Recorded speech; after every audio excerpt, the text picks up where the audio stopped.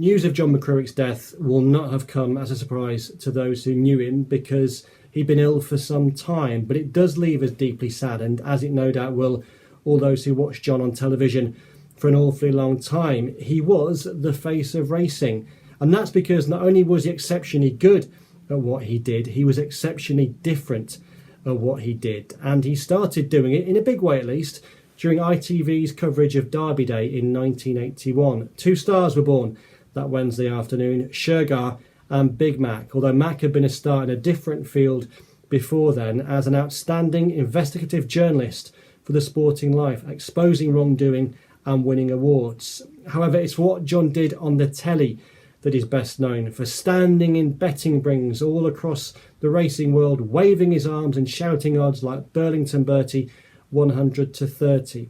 He was wildly eccentric, which is why producers of programmes like Big Brother and Wife Swap knocked at his door, but there was substance to match the style.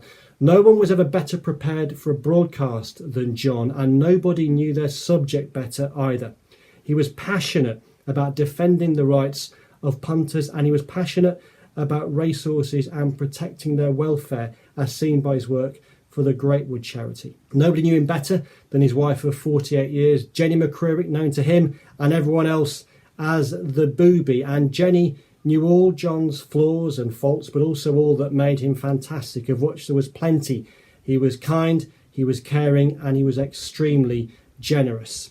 He was a man who'd gone to school at Harrow, who drank Dom Perignon champagne, had dinner at the Ivy, and never travelled cattle class. He was not, in all those ways, a man of the people, but there also has never been a racing broadcaster more blessed with the common touch. He knew what those watching wanted of him, and he knew how to give it to them, which he did whenever he went before a camera. John McCririck was a very fine man, and he'll be very much missed.